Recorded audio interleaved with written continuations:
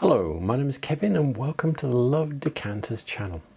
So this is part 9 of my visit to the Glass and Ceramics Fair at Cranmore Park in Solihull, Birmingham. Yeah, I'm perfecting that now. So many times I've said it. And yeah, so this one's a bit more mixed, still all modern glass. I have to warn you though, my camera did that weird thing, so there's a couple of sections where it's got portrait instead of landscape. I don't know why. And actually the very part 10 will be, yeah, all in landscape. I mean, all in portrait, because I don't know why it did that. It just did. And it seems to be like, it really likes to film old glass in portrait. I have no idea what that's about. But anyway, let's get on and have a look at some glass, eh? Got some more Whitefriars two-tone trail vases. This one's unusual in that it's got, I don't know if you can see it very clearly, it's got a camel carved in it. I doubt it's for cigarettes, but that's quite an interesting little bit. And the price is very good. I don't know if he's thinking the camel is affecting the price or not. Yeah, I'm afraid I'm using my own website as the reference here. This is the Whitefriars bowls section. And yeah, and I had a lot of these trail vases. I've got rid of most of them now. But anyway, so what it says here, look at this one. So the patent number is 9031, designed by Tom Hill, 1935. So the other patent, this shape here, is an early 1932 shape, okay, and designed by Powell. And effectively, Tom Hill was one of the gaffers, and he just reshaped it, it seems. So they attributed this shape to him. So it's still a trail vase, but he's created this shape, which I think is quite a nice shape. It's very useful, I will say that for it, because I have actually used it as my main fruit bowl, because these are quite big, I think. Wide, 12 inches wide, these ones, and that's the size we're looking at there for this one.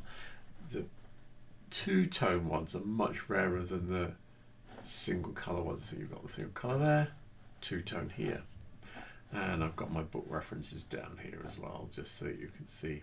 There is another colour, I think it's blue and sort of like a purple colour.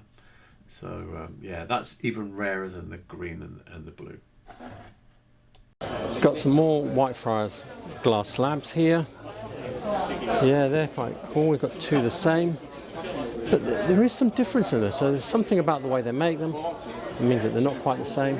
And you've got this one here, another one there. But yeah, look at the price on that. That is quite a rare thing and very collectible. This is a whitefriarsglassworks.com website, and it's the catalogue for 1969. So yeah, we had 6 slabs there. 2 of them were the same, but we had numbers 1, 2, 6. This one is called a spot slab, so that's different. Then we had numbers 3 and 4, but not number 5. So yeah, we know where they're from. We know they've got some value. People collect them. I'm wondering, what were they for originally? You know, they're called architectural slabs. Are they really architectural slabs? I mean, they're not that big. You know, is there someone's shower in Basingstoke somewhere tiled with these things, and you should get down there with a Dremel and pick them out one at a time, because obviously they're collectible. I don't know. Or they're just paperweights, or just pieces of an art glass you can put on your sideboard. I would like to know if anybody knows that. Got Whitefriars totem vase here. So this is a bigger one. I think there's 2 sizes. I'll look that up and check if there are 2 sizes. I'm not certain. We're looking at the whitefriarsglassworks.com website. This is the calendar, catalogue, not calendar, for 1967. And then, yeah, so this is it. It's a 9671. They didn't put any names on these, but it's now nicknamed the Totem. So, yeah, and these do appear in the catalogues up until the 1973 one. So, not in the 1974. I thought I'd go online, look at some prices and something, and I found this nice little sale here. Someone is selling 6 in 6 different colours, you know, and so that one was £225. They're selling 6 here for just under £2,000, which means that about the same price, really. Is it? I'm trying to think this out. No. Actually, this is actually quite a bit more. What am I saying? These are over £300 each. But obviously, this is the thing: is that if you just wanted to get all the colours and have it now, you pay the extra money. And also, to me, the one that I'd want the most is the orange one, and the next one is the Kingfisher one. This is called Tangerine Kingfisher. I think this is one of these two is Twilight. I can't remember the names of the colours. I know that's Meadow Green. I think that's Willow. Anyway, yeah, these two are the colours I would want if I was going for them. But I know the prices vary depending on how rare they are. So one of these might be particularly rare, and you'd have to struggle to find it if you wanted to get them all. If you were that kind of person, I've got to have them all. And this is your chance. And someone obviously took that chance and bought them all. So, yeah, there you go. Anyway, so at least you can see what all the colours are. Or at least I think that's all the colours. Check out this Whitefriars decanter here. I can't remember the pattern number. I don't have this one. And this is a rare one. So I've got this one, but yeah, this one. Can you see the way the stopper is? I will find that one and give you a name and a pattern number or whatever for it. This is the whitefriarsglassworks.com website. It's taken me a little while to find it because I thought it was earlier. So this is the catalogue for 1960. That's the earliest one I could find of this. The pattern number is M104, and it's really shaped like a 18th century decanter, apart from the stopper, which is not. And the stopper is also, this is why I was thinking, so the stopper is reminiscent of some of the Stuart Crystal ones and Webb ones from the 1930s. So yeah, I was a little surprised to find it in 1960. Anyway, so yeah, M104, and it looks like it's, it says here BGF. So it's in flint, which is clear, green. B, what's B? Don't know. Anyway, it's in 3 colours and one of them's B. On second thoughts, I'm being very unprofessional, so I went and looked it up. B is Arctic Blue, okay, which is a very light blue. Got this Murano bottle here. It's really, although it's like a decanter or a giant perfume bottle, it's really a decorative item. You couldn't really clean that. And what's he got? A Venetian glass bottle, blah blah blah. Label for Celandizio Hardy 240. Yeah, Venetian art glass label there. See if it'll focus on it properly. Don't see those very often. Don't see these bottles very often. We're looking at 20th century glass here, and yeah, so I quite trust this. And what's interesting about this one is the way the stopper is, that it sits on top. Can you see it's got like a flange?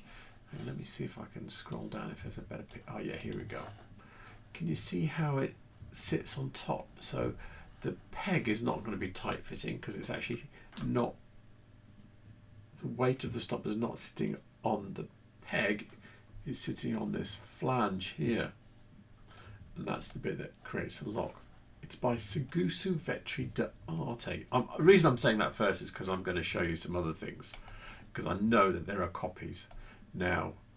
Yeah, so there we are with this one. Okay, now let's see if I can figure out where I was. Yes, so there's this one here I found, and it sits on a flange as well, but it doesn't have a neck above the ball. It says it's sold out, there's no price, and it's Flavio Poli for Seguso Vetri d'Arte 1960s. Okie dokie. You have to sign, you have to put your account in and everything to find out how much it sold for, I suspect. Here's another one. Okay, now this one doesn't have a flange, it just sits in there. Look at it, this is it. £792. It's sold on first dibs. I don't know if this means it's a copy because it doesn't have a flange or not, or whether the ones with the flanges are copies of another one. This one doesn't have a flange either. Another Flavio Poli Seguso Vetri one, 1,250. That one's got on it. And I think we've got this one. Oh no. So this one, I clicked through and it came to something different. But the decanter that had a flange. But even this is the same people, and they want 676 for effectively a tiny little bowl. You know, that's, yeah. Anyway, so I did do this search here, and this is what I was talking about. This one here, this is the one I was trying to look at. And you can see, look, this is it. Where it's got the ball, the separate neck, and then it's got the flange that sits on top of the pouring lip. I need to find someone that's skilled in these things that can explain how to spot what's a fake, what's not. Is the flange the copy or not? Yeah, difficult. As it's 20th century glass, has it with a flange on it? I suspect this is right, but no guarantees. Also, the one that we were looking at did actually have a Venetian glass sticker on it, but I know that there are fake ones of those as well, but I think that's a real one. The only piece of American carnival glass I've seen in here is the Lotus and Dragon. Yeah, it's American. As usual with American carnival glass, don't know what happened to my voice there. I start by looking at David Dottie's Carnival Glass website. If you look here, so this is the patent, by the way. It's Dragon and Lotus by Fenton. I thought it was that. But anyway, this is why it's so good. Look at this. You can just scroll through looking for what you're looking for. And sometimes you can guess some of them by looking at the picture. And yeah, it's a dragon. So you could just start by looking for dragon and flowers and stuff like that. Anyway, that's the one. Now then, if you want to find prices and dates, you then go to carnivalglass.com and you do a quick search, and I found this one, which is exactly the same as the one we were looking at. And what dates have they got on it? The dates early 1900s, and it says what a rare one, and it's $650 here. Yay! I don't know how much it was at the fair, but I doubt it was like £600.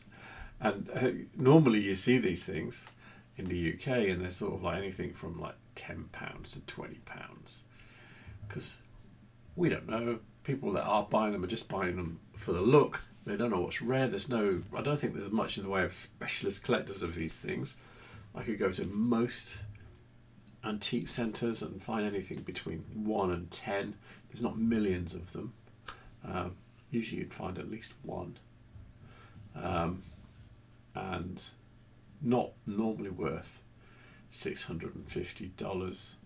I have seen one that was like $1,500, but unfortunately had a chip which completely destroys the value.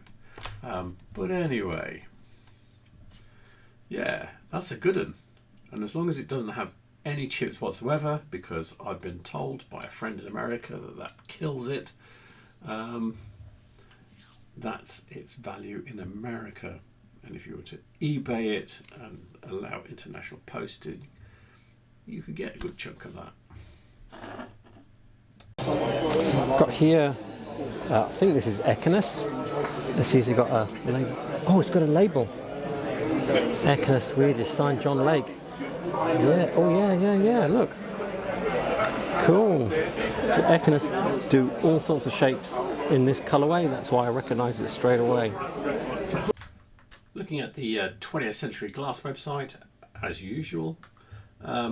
Yeah, so Equinus, not a well-known company. I have some of their glass, but none of this blue and green stuff. This kind of like dirty green and blue, and it's sort of like a bubbly, messy look, kind of like this, is very classic for them. And I see it from time to time. And they have lots of shapes. Look, there's even a trinket box. If you go down here, they've got some like other vases, things. Look, they even have a tube vase like the ones that Rihimaki do. Yeah, I think is that all of the green and blues? I didn't keep scrolling. Yeah, I think it is. Let me just double check the next page. Yeah, that's a lot. So, but yeah, it's a classic thing for them. Let's see what it says about. It looks like a guy called John Orwa Lake. Is it? Let's go down to the one that's the right side. I don't think it's quite like this one, but this is as close as you get. Let's see who it says. Equinus, made by Equinus, Sweden, designed by John Orwa Lake. CM5 by Lesley Pina. 1960s, 1970s. And it's cased glass, which means there's a clear glass there. Oh, and it has. This has actually got a signature on it. Look. Don't know if the one I was looking at there was signed, but I've never seen an Equinus piece that's actually signed, and it's actually got a date 1962 on it. He's got these here, and he's written Scandinavian glass, possibly Stromberg's Heighten, Danish silver. I'm pretty certain these are Stromberg's Heighten because I've seen this silverware on other Stromberg's Heighten pieces, bigger pieces that are more recognisable. So I'm pretty certain that is what that is. So the Stromberg's Heighten with the silver fixed fittings on, I don't think it appears in any of the catalogues. So I just did a quick little old search, see what we could find that's out there at the moment. I found this one here. Is it in the UK? It's probably not. Not with a price like £93.14. Does it say where it's from? Anyway, this is double the price of the one we were looking at. It looks to be the same one. Then I found this one. Yeah, so this looks to be the same one as well. Now the one thing, this is in the USA. Oh no, yep, it's in the USA. Now the one thing I have noticed is that Stromberg's Heighten glass seems to make bigger money in the US, like a lot bigger. Swedish, oh look at that. Anyway, yeah, and I did find this little set here. So still cheaper than this as a single, but because you're getting three, but still $750, which is a lot. So you're still talking over, well over 100, nearer £200 a pop for those pieces. Yeah. So, and they always have Danish silver on. I have one Stromberg's Heighten decanter with a silver neck, and yeah, it's Danish silver, and I think it's usually, it's 925. I thought mine was 800. Anyway, it doesn't matter. This is what it is. It is definitely Stromberg's Heighten. I've seen it before. So yeah, and maybe I should have bought it for £45 when I saw it, but I didn't. So that's that. Lovely orifice vase here. I think this is from the 30s. You see with the black foot, it's very, they did a lot of, not all of it was cut like this, but no, it's got a lady's bum on it, sorry about that. But that is very nice. What's the label say? Exactly. Orifice Simon's Gate engraved vase. So I think we might be able to find this in the catalogues that I've got. So we know that vase is orifice, and because I think it's marked underneath. So anyway, I can't find it in the catalogues I've got, and I thought we'd have a little journey through the catalogues and I'd show you where I think it is. So this is the catalogue for 1932.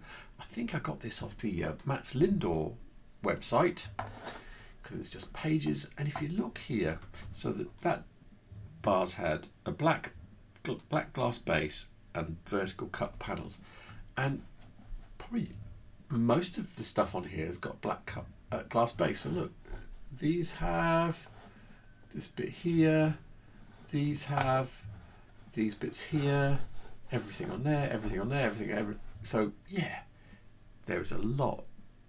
It's within their fashion, yeah, but nothing has got vertical cut panels.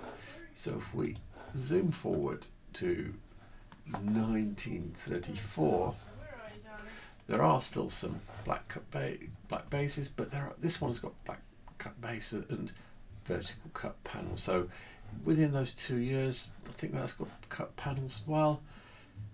Some vertical cut panels are starting, and these down here, I've had a look at those. So if I click through on that, so this is 1934, I double click that, yeah, get me through to here. Yeah, so we can see, look, these are vertical cut panels and black glass base. So we're getting there. If I go to this one, this is more 1930. This is the close-up of the 32 stuff, and everything's got, you know, black cut base. And then let me see if I can get to the website. Yes. So this is 20th century glass. We've got the catalogue for 1937, and we have the things with the little etched ladies in it. You can see there's quite a lot of them. Yeah, we still have things. We have things with cut panels. Lots of naked ladies. More vertical cut panels. Not so much black bases. I think that one might, but that might be a trick of the light. Yeah, so by 1937, sticking a black glass base seems to have gone out of fashion. So I think we're in this thing where it's somewhere between 1932, where clearly having a black glass base was very fashionable, and 1937, where black glass bases seem to have gone out of fashion. You've got lots of etched ladies, and you've got some vertical panels. In 1934 we had more vertical panels, so it's somewhere in that time period where some elements were in 1932, and then they were out in 1937, and in between some of those other elements were in there. So that's where I think we are with that. Just dead reckoning, just by looking at the records we've got and not being able to pin it down exactly. So I found these here, and I've recently bought a decanter in this pattern, this exact same pattern, with these little lion masks and the feet and everything. And he's saying James Powell, and he's shown me the reference. So I am going to show you mine, and I'll show you the reference. We're looking at the whitefriarsglassworks.com website, and this is the catalogue for 1860. And yeah, this jug here and these two tumblers are the same blank, I suppose, as the jug and the two tumblers we were looking at, but with a slightly different frieze. Now, I was having a debate with Richard Carefin, whose stall that is, and we were talking about another reference, which is the book British Glass, 1800-1914 by Charles Hajdemach, and in that he has a similar jug as well with different engraving on it, and he says it's Thomas Webb, but this is clearly a catalogue page, whereas he's got a photo of, and theoretically that's his opinion, but he may have something else as well that we don't know of because he works with Stourbridge. So anyway, so still debate, is it, isn't it? Maybe Thomas Webb did the blanks and Whitefriars did the engravings. We don't know, but it is here. I'm happy to say it's Whitefriars, just like him, because we've got the catalogue, and that is clearly that. But also, I thought I'd show you something else, because it just so happens I have the decanter that goes with his jug and glasses with exactly the same frieze, but that's not in this catalogue. So if that jug and tumblers are Whitefriars, then my decanter will be Whitefriars too. So let's have a just quick cutaway and I'll show you it. So here is the decanter that I own, and let me get it, it's a long way away. Oh, there we go. If you look, you can see the frieze is exactly the same as the one he had. Also, if we look, it's got the same little lion faces, same little pontal mark underneath as well. Can you see that? And yeah, but mine's cooler because it's got a mortar, you know, sort of vertical cannon type thing. Probably in period with the decanter, but it is a crest because it's got this. See this little thing here? That means it's someone's crest. So someone has that as a crest, believe it or not. But yeah, they're obviously into shooting things. I'll put that back. So there you go, that's the one that I own, and when I get around to putting it on my catalogue in my website, I will put it in as a Whitefriars one. Yeah, look at these. These are rare Italia Ultima Thule cocktail set. So these look like something Ravenhead would do. You need to watch out for them, because a set of 6 Ravenhead glasses like this is about £3. These are £10 a glass. These are from Finland. They're a design icon. They're the kind of things that Ravenhead were copying. So we know those 6 glasses are by Itala. The pattern is called Ultima Thule. We know it was designed by Tapio Wicala. We know all of that. It's kind of very obvious. And it's from the 1960s. And I thought, what are they worth? Because he's got £60 for 6. And I've been flicking up and down. I found this one here is an outlier. No, and it's in the United States anyway, so it's costing you 20 quid to get it posted, so you can almost forget that one. This one here is a £5, but it's as big as a thimble because it's a shot glass. It's only 5.5 centimetres tall, so that's, you know, under 2 inches. It's tiny.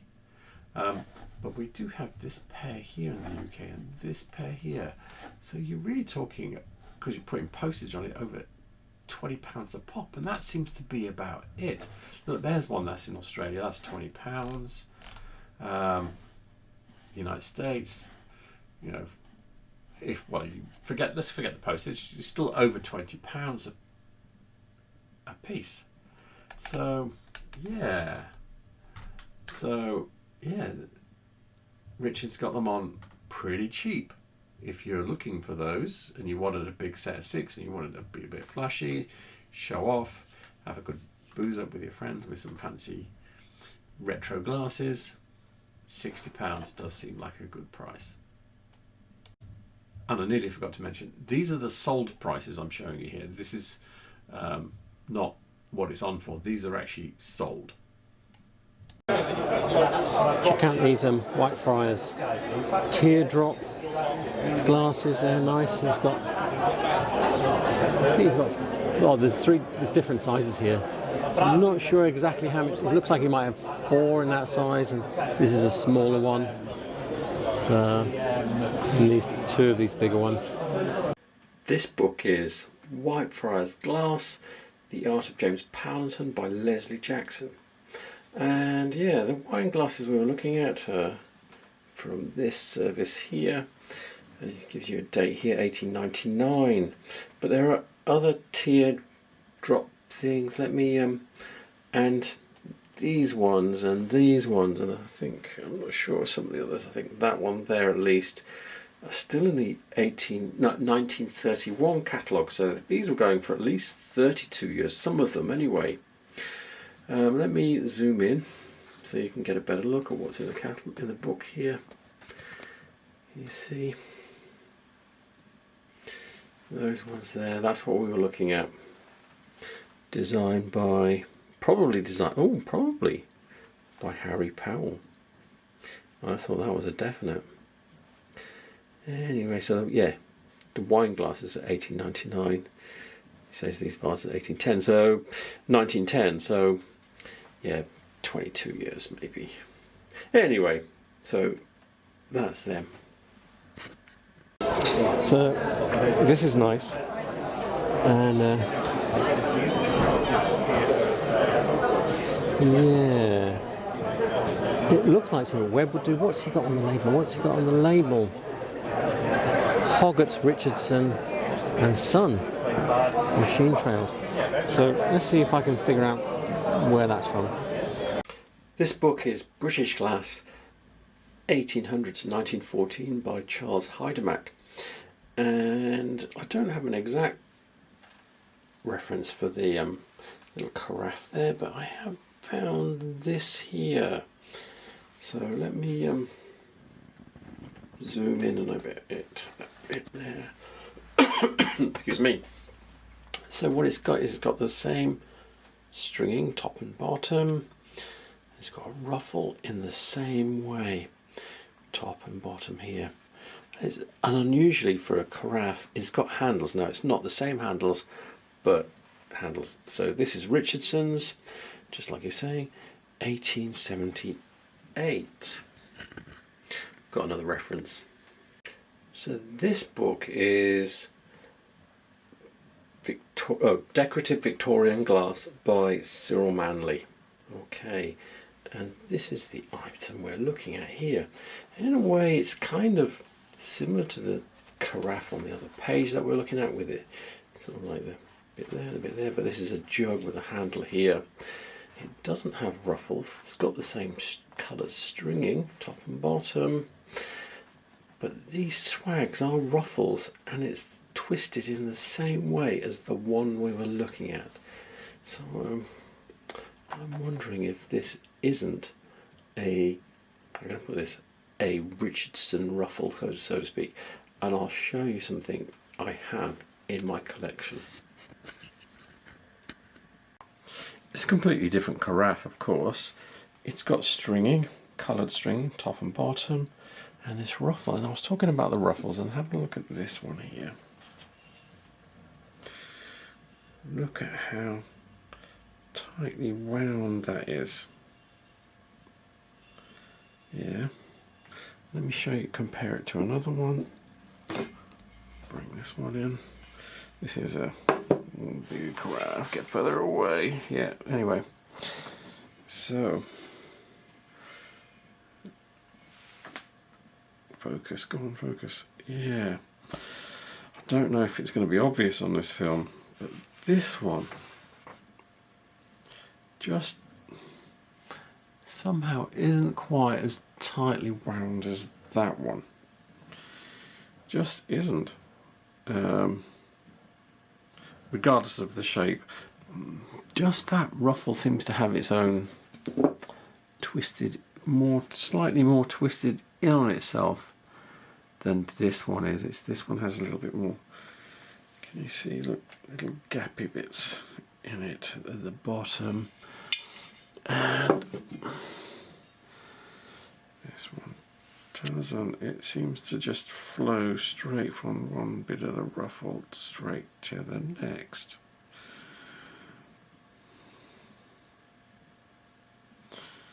Yeah, so don't know if that means this one's Richardson, this one's not. The fact that this has stringing and all the Richardson bits that we're looking at have a coloured stringing top and bottom might seem to be indicating that this one is a Richardson's one. Just my feeling about the way this ruffle is, and I never really thought about it, never looked at it that closely before. Once you start delving into those little detaily things, you start to get a feel for people doing things a bit differently. So I hope you enjoyed that. There will be a part 10, but part 10 will be the final part, and we'll be back with the old school glass. And yeah, so with that said, all the references I used will be in the description below. Details of Premier Fairs, who run these glass fairs, will be in the description below as well. And please remember to like and subscribe, because it does help my channel. So thank you for watching. Have a good night. Good night.